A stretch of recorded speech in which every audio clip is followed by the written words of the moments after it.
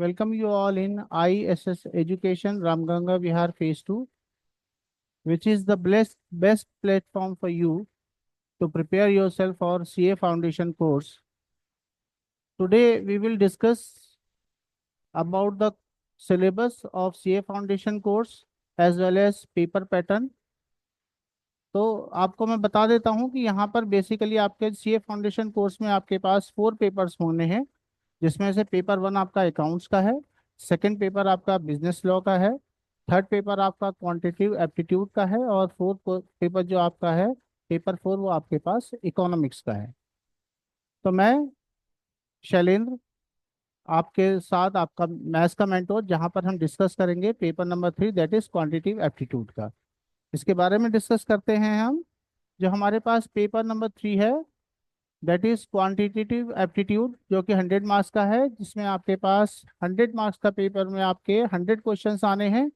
Each question will carry off 1 mark and the time duration will be of 2 hours. 100 question जो आने हैं वो आपके सारे के सारे ही ऑब्जेक्टिव क्वेश्चंस आने हैं। And basically the paper is divided into 3 sections, section A, section B and section C. Section A is of business mathematics, contains 40 questions of 40 marks. Section B is of logical reasoning, 20 questions of 20 marks. And section C is of statistics that comprise 40 questions of 40 marks. तो हमारे पास जो total हमारे पास 100 questions है, हमने आपको बताया कि basically divided into 3 sections हैं। तो हमारे पास जो पेपर पैटर्न है, जो कोर्स कंटेंट है, उसके बारे में आज हम डिस्कस करते हैं आपसे। तो हमारे पास यहाँ पर आपके सामने देखिए, आपके सामने यहाँ पर CA foundation course quantitative aptitude 100 marks का यहाँ पर आपको एक चार्ट दिया हुआ है, जिसमें हम आपसे बात करते हैं पहले बिजनेस मैथमेटिक्स की। तो हमारे पास क्या है, 100 मार्क्स का पेपर है।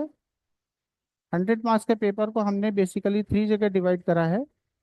एक हमने करा है बिजनेस मैथमेटिक्स में, एक हमने करा है लॉजिकल रीजनिंग में, और एक हमने करा है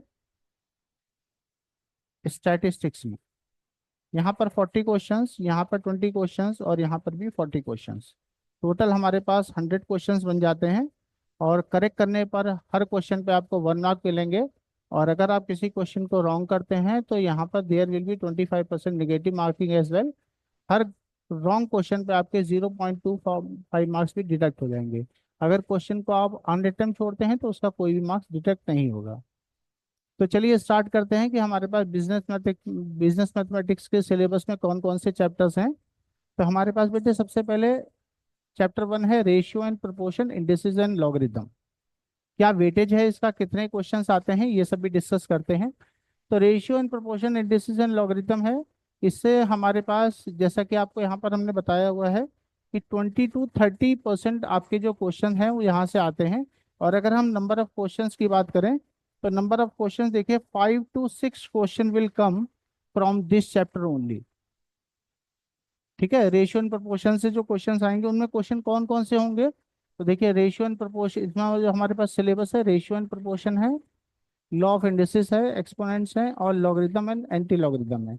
लॉगरिथम की बेसिक एप्लीकेशंस पूछी जाएंगी, लॉ ऑफ इंडिसेस और एक्सपोनेंट्स के जो basic question, property based question है, इनके बारे में आना है, और रेशियो और प्रोपोर्शन के बारे में आना है। तो जिस तरीके से पैटर्न हमारे पास है 5 to 6 क्वेश्चन हैं, तो ऑलमोस्ट आप 1 question will be come from ratio, 1 question will be come from proportion, at least 1 question come from indices, and at least 1 question from logarithm and anti-logarithm will come in your examination, right? After that second chapter हमारे पास है equations का। Equations में हमारा जो पढ़ना है, हम लोगों को पढ़ना है simultaneous linear equation up to 3 variables, quadratic and cubic equation in 1 variable. इसमें आपको simultaneous linear equation up to 3 variables हैं। बेसिकली जो क्वेश्चंस आते हैं 2 वेरिएबल्स के ज़्यादा आते हैं, क्वाड्रेटिक इक्वेशन पढ़नी है और क्यूबिक इक्वेशन इन 1 वेरिएबल पढ़ना है आपको। इससे भी हमारे पास ऑलमोस्ट 2 to 3 क्वेश्चंस आते हैं। ऑलराइट, इसके बाद हमारे पास है लीनियर इनइक्वालिटीज। लीनियर इनइक्वालिटीज में आपको जो करना है, linear inequalities with objective functions and optimization with respect to objective functions. इसमें हमको करना क्या है, बेसिकली हमें अगर ग्राफ दिया गया है तो हमें उसके कंस्ट्रेंट्स निकालने हैं, कंस्ट्रेंट दिया गया है तो ग्राफ को वेरीफाई करना है। और इससे ऑलमोस्ट हमारे पास 2 क्वेश्चंस इस चैप्टर से आते हैं। ऑलराइट। तो हमारे पास जो टोटल जो हमने ये पोर्शन बनाया हुआ है 1 to 3 चैप्टर्स का, इससे हमारे पास टोटल 20 to 30% का पेपर आ रहा है। और अगर हम बात क्वेश्चंस की करें तो around 10 questions will come from this unit. Alright. इसके बाद जो बिजनेस मैथमेटिक्स है उसका जो मेजर पार्ट है, तो बेटे मेजर पार्ट है आपका mathematics of finance. Section A आपको मैंने बताया 40 मार्क्स का है, और 40 मार्क्स में जो मैक्सिमम वेटेज है वो chapter number 4 mathematics of finance है। इससे अराउंड 14 to 15 क्वेश्चंस आपके पेपर में आएंगे। 14 to 15 क्वेश्चंस इसलिए आएंगे क्योंकि यहाँ पर हमारे पास सब टॉपिक्स भी बहुत ज़्यादा हैं। जैसे कि सिंपल इंटरेस्ट में आपको, मैथमेटिक्स ऑफ फाइनेंस में आपको क्या क्या करना है, सिंपल इंटरेस्ट करना है, कंपाउंड इंटरेस्ट करना है, डेप्रिसिएशन करना है, इफेक्टिव रेट ऑफ इंटरेस्ट करना है, प्रेजेंट वैल्यू क्वेश्चन करने हैं, नेट प्रेजेंट वैल्यू के क्वेश्चंस करने हैं, फ्यूचर वैल्यूज करनी है, परपेचुटी करनी है, एन्युटीज करनी है, सिंकिंग बॉन्ड्स करने हैं, वैल्यूएशन ऑफ बॉन्ड्स करने हैं, कैलकुलेशन ऑफ ईएमआई करनी है, कैलकुलेशन ऑफ रिटर्न्स करने हैं, नॉमिनल रेट ऑफ रिटर्न्स के बारे में जानना है, effective rate of return, effective rate of interest, इनके बारे में आपको जानना है। और आपको उसके बाद लास्ट में CAGR, जिसको हम कंपाउंड एनुअल ग्रोथ रेट कहते हैं, इसके बारे में जानना है। क्योंकि सब टॉपिक्स बहुत सारे हैं, इसीलिए हमारे पास इसके नंबर ऑफ क्वेश्चंस भी ज़्यादा हैं। और क्वेश्चन पेपर में आप ये मान के चलिए कि कोशिश वो यही करते हैं कि आपको एटलीस्ट हर सब टॉपिक का एक क्वेश्चन मिल जाए। सपोज एक क्वेश्चन सिंपल का मिल जाए, एक कंपाउंड का मिल जाए, एक डेप्रीशिएशन का मिल जाए, एक इफेक्टिव रेट ऑफ इंटरेस्ट का मिल जाए, एक प्रेजेंट वैल्यू का मिल जाए, एक फ्यूचर वैल्यू का मिल जाए। इस तरीके से पूरे पेपर को डिजाइन करा जाता है। इसके बाद चैप्टर नंबर 5 पे अगर हम आते हैं तो chapter number 5 is permutation and combination. Permutation and combination में आपको basic application of permutation and combination करना है, इंट्रोडक्शन करना है, फंडामेंटल प्रिंसिपल ऑफ काउंटिंग के बारे में समझना है, what is factorial, factorial notation क्या होता है इसके बारे में जानना है, सर्कुलर परमुटेशन के बारे में जानना है, परमुटेशन विद रेस्ट्रिक्शंस भी देखनी है, और कुछ हमारे पास स्टैंडर्ड रिजल्ट्स हैं कॉम्बिनेशन के, उनको भी डील करना है। इसके बाद हमारे पास चैप्टर नंबर 6 है sequence and series. Sequence and series आपने उसमें पहले, अगर आपने 11th 12th में आपके पास मैथ्स है तो आपने करी होगी, और अगर नहीं भी करी है तो कोई भी ऐसी प्रॉब्लम नहीं है। सीक्वेंस एंड सीरीज में बेसिकली जो हम डील करेंगे वो हम एक तो AP से करेंगे। AP is called arithmetic mean, arithmetic progression. इसी तरीके से आप GP की बात करेंगे, जियोमेट्रिक प्रोग्रेशन। तो हम यहाँ पे जो डील करेंगे बेटे वो arithmetic progression, geometric progression, arithmetic and geometric mean के बारे में बात करेंगे, relation between arithmetic mean and geometric mean के बारे में बात करेंगे, और sum of in terms of special series, जहाँ पर हम देखेंगे series is a combination of arithmetic series as well as geometric series. Chapter number 7 में जो हमारे पास है basic applications of sets, relation and functions, इसके बारे में जानेंगे। What is set, what is relation, what is functions, what are the type of the function, what are the type of relation, और इसके साथ साथ basic application of limits and continuity के बारे में भी जानेंगे। चैप्टर नंबर जो हमारे पास बिजनेस मैथमेटिक्स का लास्ट टॉपिक है वो है हमारे पास चैप्टर नंबर 8। चैप्टर नंबर 8 जो है वो है हमारे पास basic application of differential and integral calculus in business and economics excluding the trigonometric applications. Basic में हम क्या करेंगे, बेसिक एप्लीकेशन जो हमारे पास डिफरेंशियल और इंटीग्रल की है उसको करेंगे, और उनके जो यूजेस हम करते हैं बिजनेस एंड इकोनॉमिक्स में, जैसे कि हम मार्जिनल रेवेन्यू निकालते हैं, टोटल रेवेन्यू निकालते हैं, तो उसमें हम डिफरेंशिएशन और इंटीग्रेशन का यूज करते हैं। सिंपल डिफरेंशिएशन की एप्लीकेशंस क्या है, इंटीग्रल की एप्लीकेशन क्या है, प्रॉपर्टीज ऑफ इंटीग्रेशन क्या है, इसके बारे में डिस्कस करते हैं। तो हमारे पास जो इनसे क्वेश्चंस आ रहे हैं, हमारे पास 30 to 50% का जो पेपर आ रहा है, तो 30 इसका जो वेटेज है वो 30 to 50% है हमारे पास चैप्टर नंबर 6, 7, 8 का। और यहाँ पर हमने आपको जैसे बताया कि यहाँ पर जो हमारे पास सिर्फ 4 चैप्टर्स है, 30 to 40 नंबर का वेटेज यहाँ पर आपको मिलता है। तो अगर आप यहाँ पे देखिए तो लगभग 4 to 5 क्वेश्चंस आपको परमुटेशन से मिल जाएंगे, 3 to 4 क्वेश्चंस आपको सीक्वेंस सीरीज से मिल जाएंगे, 2 to 3 क्वेश्चंस आपको सेट्स रिलेशन फंक्शन से मिल जाएंगे, और लगभग 3 to 4 क्वेश्चंस आपको basic application of differential integral से मिल जाएंगे। तो लगभग यहाँ पर भी 12 to हमारे पास 13 क्वेश्चन जो आ रहे हैं वो इस वाली 5, 6, 7 और 8 यूनिट से आ रहे हैं। तो ये हमारे पास टोटल वेटेज किसका हो गया? ये हमारे पास टोटल वेटेज हो गया बेटे out of 40 marks business mathematics का। इसके बाद अगर हमारे पास सेक्शन बी की बात करते हैं, तो सेक्शन बी में हमारे पास लॉजिकल रीजनिंग आती है जिसके 20 क्वेश्चन आएंगे 20 मार्क्स के। और जो हमारे पास लॉजिकल रीजनिंग है इसको भी basically we have divided in 4 parts. इन्हीं 4 पार्ट्स से आपके पास लॉजिकल रीजनिंग पूछी जाएगी, जिसमें हमारे पास एक सेक्शन है number series, coding and decoding and odd man out, और एक हमारे पास है डायरेक्शन टेस्ट, एक है हमारे पास सेटिंग अरेंजमेंट्स और ब्लड रिलेशन। तो जो हमारे पास रीजनिंग है वो इन्हीं 4 सेक्शन से आएंगी, और हर सेक्शन से अराउंड अराउंड 4 to 5 क्वेश्चन आपसे पूछे जाएंगे। अब वैसे तो हमारे पास 4 सेक्शंस में डिवाइडेड हैं, 20 क्वेश्चंस हैं, तो हमारे पास क्या है सबसे 5 5 आने चाहिए, बट ऐसा कोई कंपल्सन नहीं है। 4 to 5 आपके पास हर सेक्शन से पूछे जाएंगे। और अगर आप इनकी प्रैक्टिस अच्छी तरीके से का एलआर की करते हैं तो आपके यहाँ पर बहुत अच्छा स्कोर आपको मिल सकता है। इसके बाद अगर हम पार्ट सी में आ जाइए, जो सबसे ज़्यादा मोस्ट इम्पॉर्टेंट पार्ट है स्टैटिस्टिक्स का। If you really want to score good marks in CA Foundation Course Paper 3, then you must be very strong in statistics.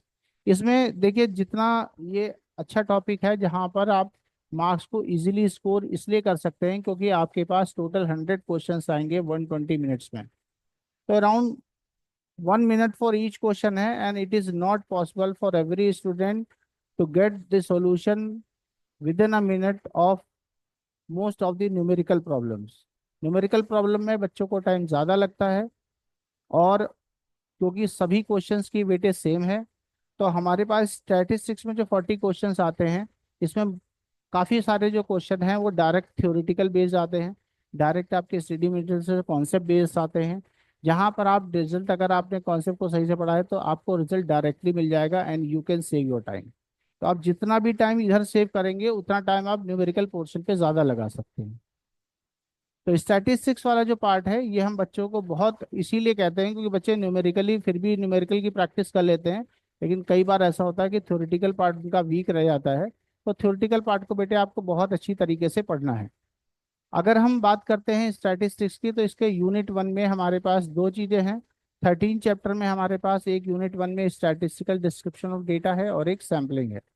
Statistical description of data में आपको statistical representation of data, diametric representation of data, frequency distribution, graphical representation of frequency distribution करना है, histogram करना है, frequency polygon करना है, ogive curve करने हैं, पाई चार्ट करना है, बस इतनी चीज़ें करनी है। यूनिट 2 जो सैम्पलिंग है, सैम्पलिंग में आपको बेसिकली जो थ्योरेटिकल चैप्टर है लेकिन इसको अच्छी तरीके से समझना है, इसके डायरेक्ट क्वेश्चंस आते हैं, आपका टाइम भी सेव करेंगे और आपके मार्क्स को भी इजीली इंक्रीज करेंगे।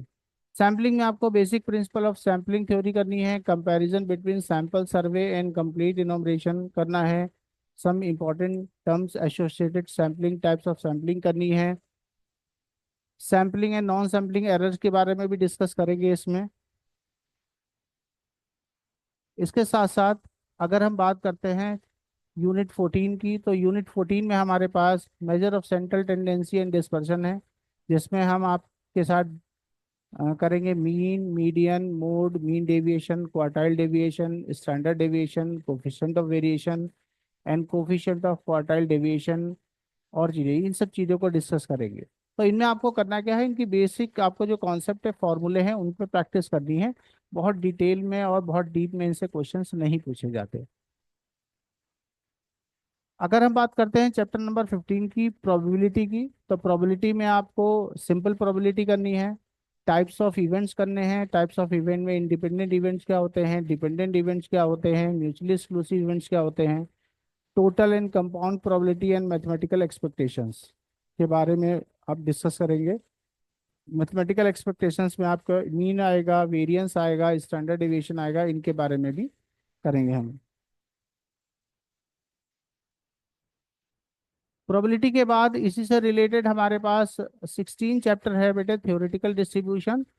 थ्योरेटिकल डिस्ट्रीब्यूशन में आपको बाइनोमियल डिस्ट्रीब्यूशन, पॉइजन डिस्ट्रीब्यूशन और बेसिक एप्लीकेशन नॉर्मल डिस्ट्रीब्यूशन के बारे में बात करेंगे। तो 3 टाइप्स ऑफ डिस्ट्रीब्यूशन आपको यहाँ पर करने हैं, बाइनोमियल, पॉइजन और नॉर्मल डिस्ट्रीब्यूशन। इनसे अगर आप चीज़ें करते हैं तो सिर्फ प्रोबेबिलिटी वाले जो दोनों यूनिट हैं उनको मिला के 25% टू 30% का वेटेज इसका आता है आपका।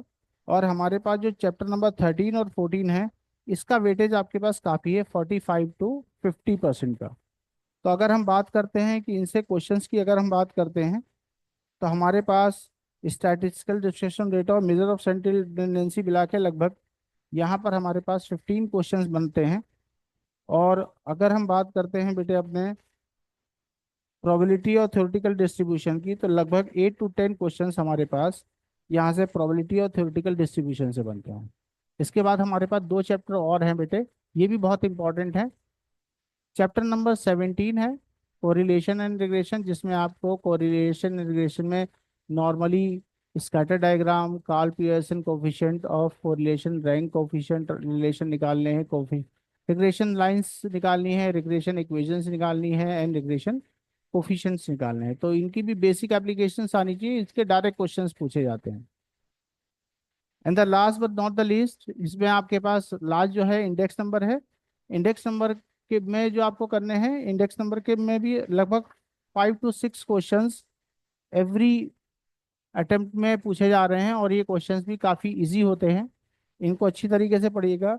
इंडेक्स नंबर में आपको करना है use of index number, problems involve in construction of index number, methods of construction of index number, BSc, Sensex और एनएससी।